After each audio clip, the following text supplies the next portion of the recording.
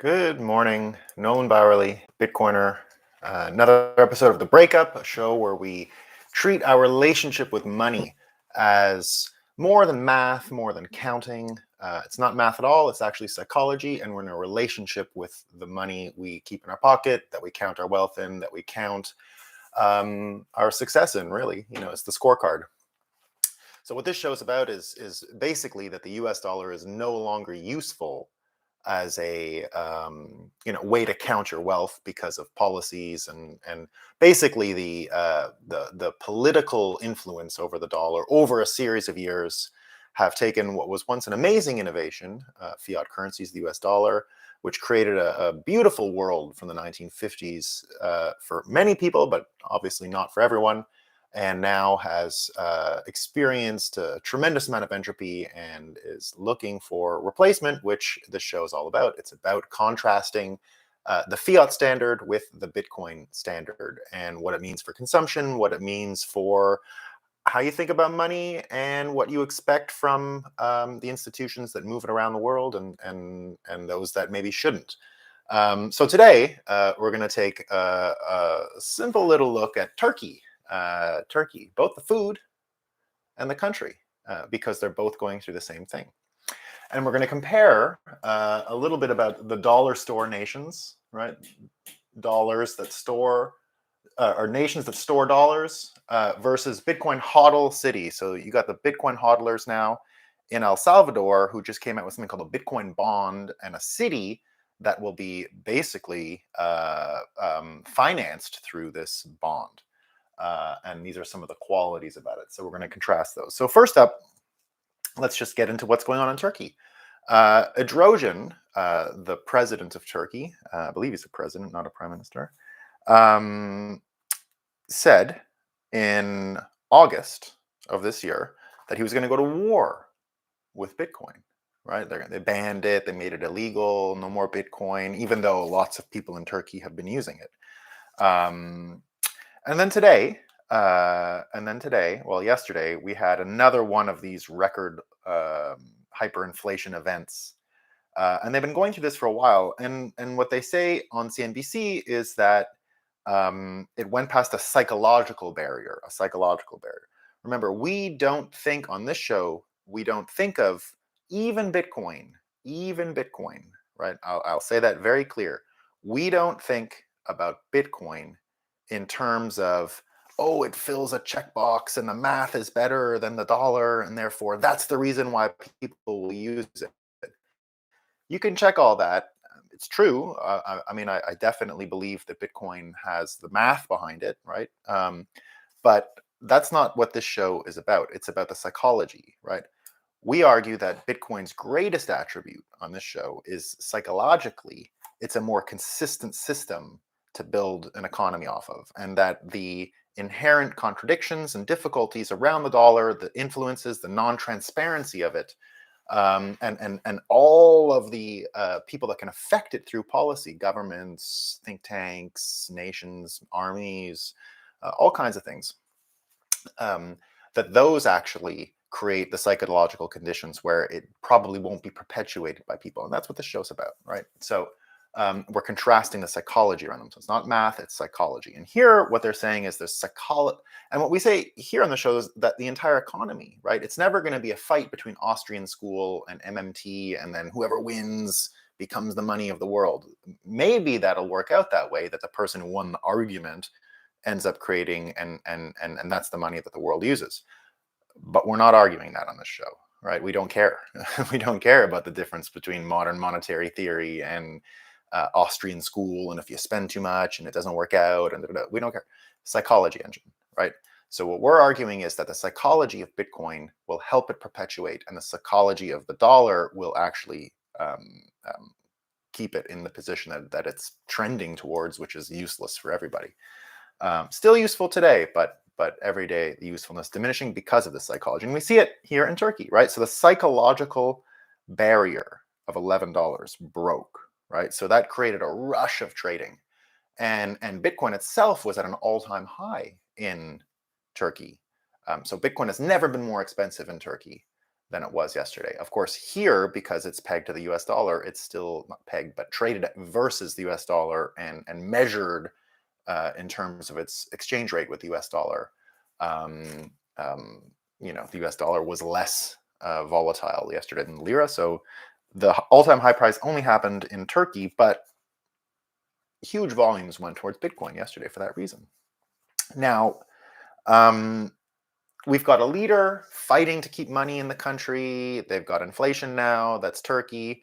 Now, if you come to El Salvador, right? El Salvador, a country in Latin America, south of Mexico.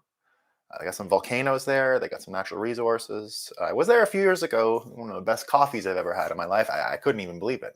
And I've been around South America. Somehow that coffee was just in a different realm altogether. But that's neither here nor there. So this new Bitcoin city offers some pretty amazing things, right? The Bitcoin city and the bond. What they're saying is 0% income tax, 0% capital gains tax, 0% property tax, 0% payroll tax, 0% municipal tax, and there'll be no carbon tax in this city. There'll be no carbon tax basically because the footprint is zero. It's a volcano powered, right? They have power stations at the volcanoes there. And then if you read my book, Satoshi Wedding Murder, you'll find out that Bitcoiners end up doing a lot of this in the North Pole and in the Arctic and sort of anywhere they can tap into the magma. But volcano mining does not end in El Salvador. In my story, it's sort of all over the world. But here, with that volcano, they're saying no carbon tax and all of these pieces, right? Let's take a look at what's going on in dollar store nations, right? You've got income tax at around 50% plus, depending on the state you're in. You've got cap gains at 20, 25, 35, depending on the year, depending on the asset, depending on where you are. Property tax, 5 to 10%. Payroll tax, 20 to 50, depending on the workplace. Municipal tax, difference in municipalities, but quite high. I mean, it's going up and up and up. Carbon tax, we don't know, big probably, right? Everyone's talking about what their, the revenue sources governments are going to generate from that and all the rest of it. Now, this here is not just an incentive to move to Bitcoin City and it's a one-off, right? So it's the first to do this. But this was predicted many years ago in a book called The Sovereign Individual. And in The Sovereign Individual, this book came out in the 90s, huge in Bitcoin circles. It sort of predicted this massive shift that a lot of Bitcoiners are following and that this show is really about, right? So this book predicted the end of the nation state as we know it, the end of the modern world, so-called. Not to say that the world, advances don't happen, but this idea that nation states are purveyors of your security, of armies, of the money, have a huge role in shaping consumption habits. So the book Sovereign Individual argues that this whole period is about to come to an end because of the internet, and it will look very much like the end of feudalism and the Catholic domination of Europe.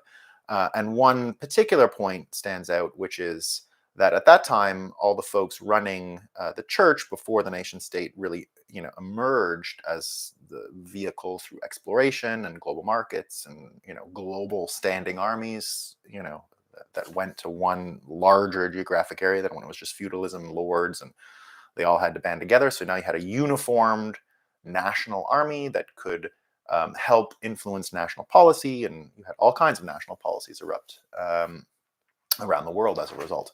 So what the Bitcoiners and this book argue is that other small countries are going to create incentives to attract these people, right? And that they'll come and move there. And so El Salvador is the first to do it, right? They've created this entire sort of welcome mat for Bitcoiners to come around, right? Very different than a lot of countries. You see a little bit of it in Portugal, where I was 2 weeks ago. In Portugal, they've got zero income tax, zero cap gains for a lot of crypto people, not just Bitcoiners that can go there. Very attractive. Several other jurisdictions have been doing it over time, and the prediction here is that it's going to be a lot more, right? A lot more.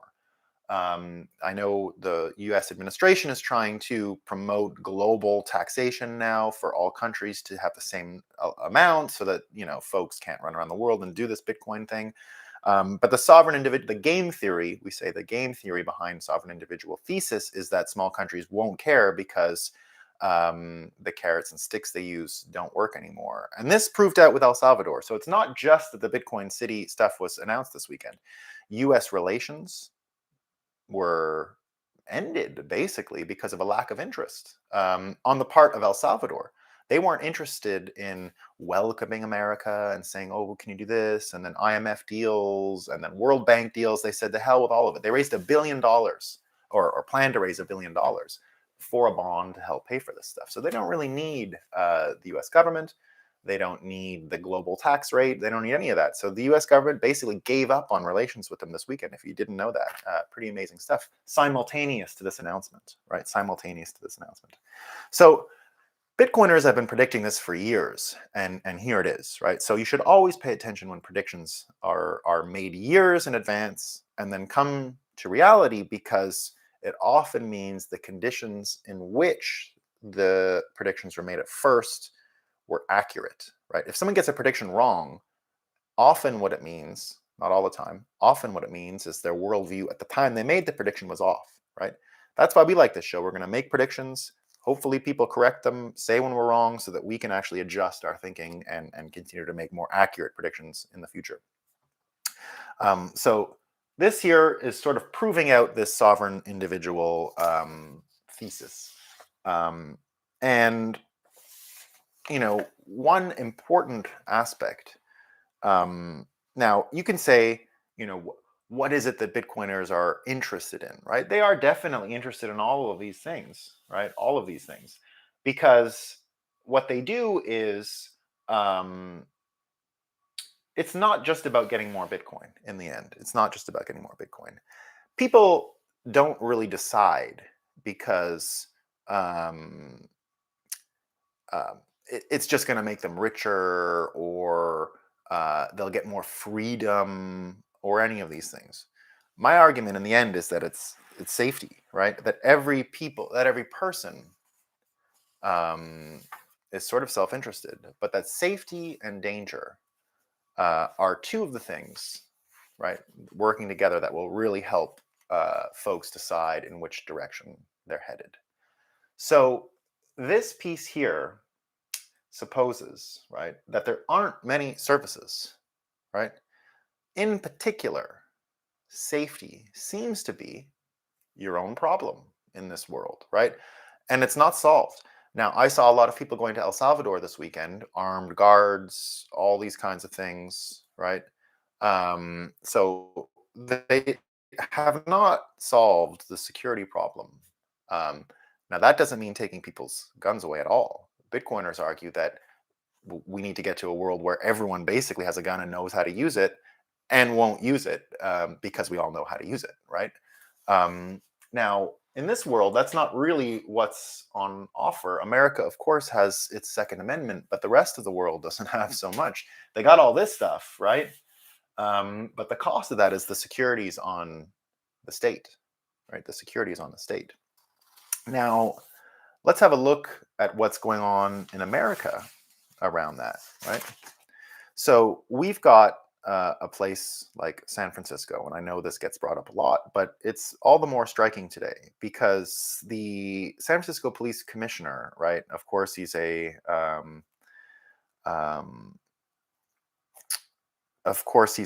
former professor, criminal defense lawyer. I'm not sure if he's a professor. Pardon me. I'll retract that. I'm not sure if he's a professor. But the important part is he put out this tweet, right? Which is the San Francisco Chronicle was upset. Let's say they wrote a critical piece on a pack of thieves that went on a wild rampage and out of control shoplifting, right? So they went out, a pack of thieves. They hit a store in not just outside of San Francisco. A bunch of people at once. I think it was a Neiman Marcus store, kind of a high-end store, right? Robbed a bunch of stuff, Now, this John Hamasaki, right, the San Francisco police commissioner, comes out and says, it is really wild, police commissioner. It is really wild how upset the editors and owners of the San Francisco Chronicle get over stolen luxury goods. Maybe it feels personal to them, don't know. But would be great if their love of crime reporting extended to corporate crime, wage theft, and insider corruption. Okay, well, I don't deny that corporate crime, wage theft, and insider corruption are all problems. But for a newspaper to complain about rampant shoplifting in San Francisco seems on point, right? These are coordinated attacks because, as I understand, no one gets in trouble for nobody gets in trouble for robbing things under $1,000. So what you've got is a situation where you don't really have much security. You just don't, right? And you're paying for all this stuff, but they're not doing the job. They're not securing the stores. They're not doing any of that stuff, right? So you've got people paying all of this amount, and they're not getting anything for it, right? This is a major problem for the psychology, right? This isn't about choosing Bitcoin because you think it's a good investment or dollars. In the end, the rush towards Bitcoin is more likely because all of these taxes have not solved any security issues. In fact, all of these taxes go to the policies that help create more crime, right? That's what we're creating here. And if you look at this John Hamasaki guy, right, you've got a guy who's on Twitter all day, right, defending crime. That's the John Hamasaki, San Francisco police commissioner.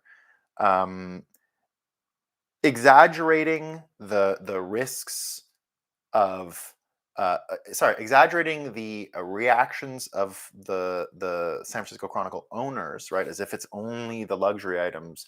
Maybe it is only the luxury items that got them to finally write the story, but this is something everyone's talking about in the world, and especially in San Francisco, the lack of personal safety, the lack of general safety in the city. It's a major problem, right?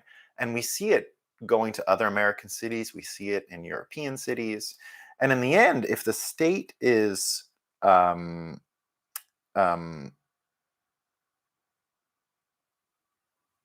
if the state is continuing to abdicate on these important issues, even though they're getting all this money, so they're saying, we got all these problems to fix. We already have all the money. We've already proven policy-wise we can print more, yet we can't solve these problems, right? We can't solve your safety rules. It's too complicated, right? It's too. And I'm not saying it's not complicated. I bet you it is complicated, right? I'm not the one trying to solve it personally. I don't think it's going to be an easy solution either.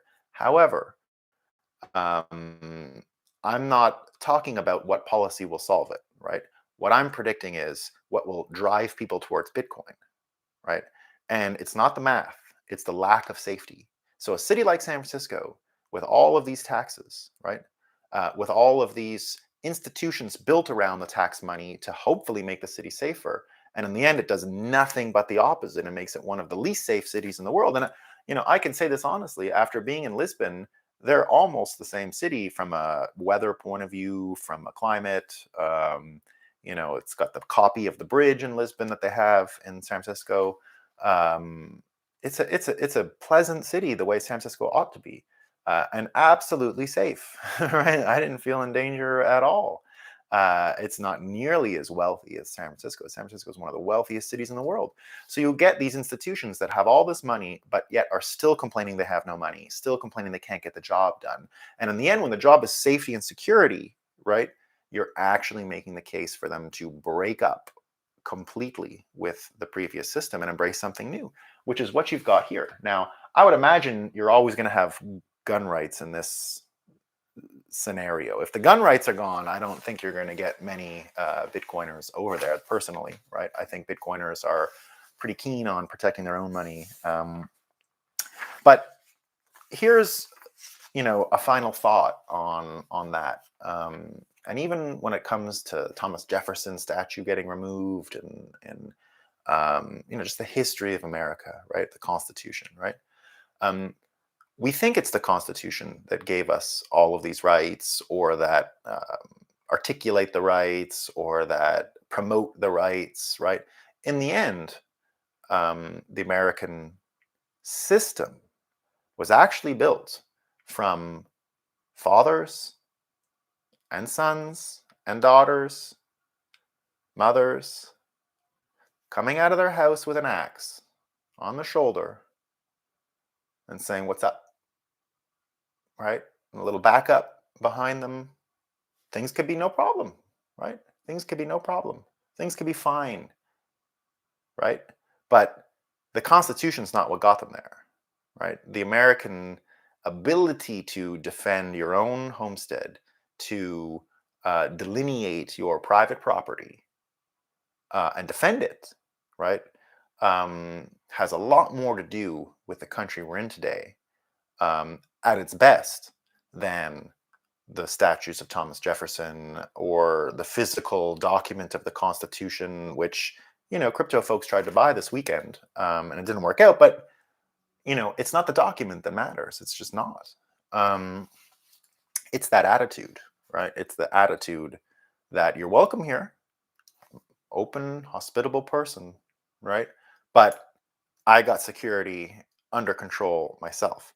Now, one of my closest colleagues tweeted out today, paraphrasing, a person is more free in a state than they are alone, uh, based on sort of the Spinoza's reflections, right? Spinoza's God being sort of the thing that Einstein believed in, like not a God interested in your day to day affairs, but there is some kind of grand operator, and the grand operator um, has certain principles of the game. So it's not so different than a simulation theory reading, I would say. There are rules of engagement that the operator originally created.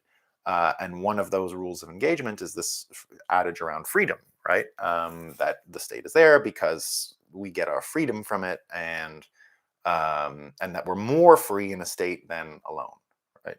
So I'm going to differ with that and say freedom has nothing to do with it. Nothing, almost nothing, right? It's security. In the end, it's security, right? If the state can secure you, then you're going to have a state. If the state is going to harm you, in the end, it's going to fall, right? And if we look at that sovereign individual thesis again, go back to the beginnings of the nation state versus the end of feudalism, right? That was a breakup situation. You were breaking up with your lord. You were breaking up with the knights who defended your kingdom, right? Why? Well, the king had gone with merchants who had guns, and they had standing armies which they could put in a national uniform, and that was much more secure, right? They were much stronger than the knights that, this one wasn't on your team and that was the knight from the town down there. The knights in the end were a lot like sports teams, right? They all had different uniforms, even if they're in the same country. So it was a lot like a bunch of NFL folks, playing for all these different cities, and they weren't going to help you, right? Like the Philadelphia Eagles knight was not going to help the New York Giants knight if he got into trouble.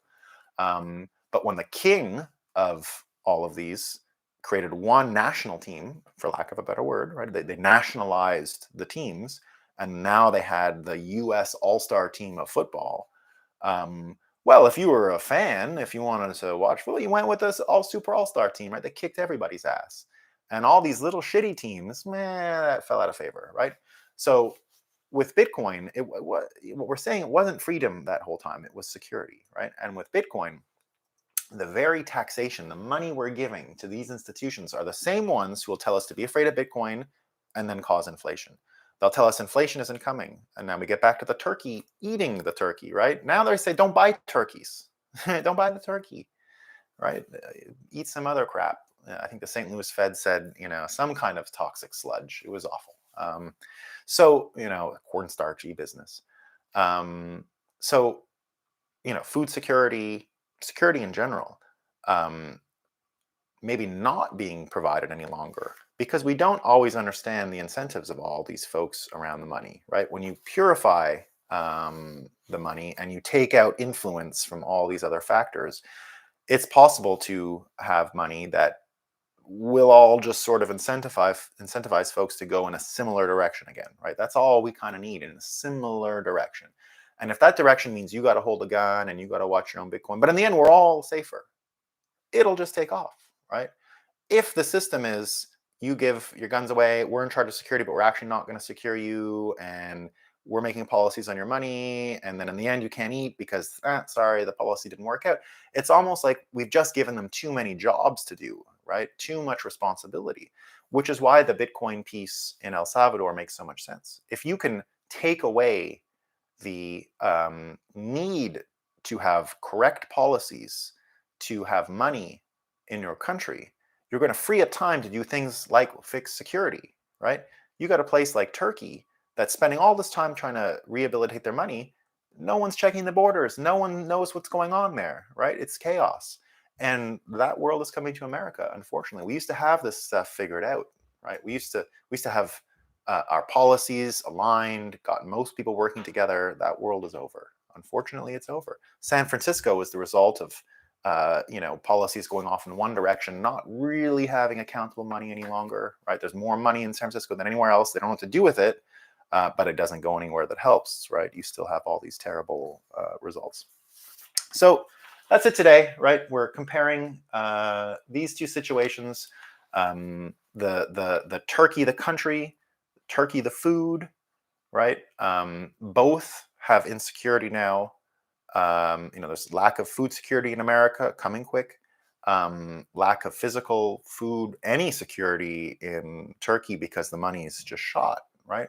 And that future coming to America quicker than you realize with our dangerous cities and our runaway Turkey inflation. So that's it for today, everyone. Thanks for listening. And we'll have another one tomorrow.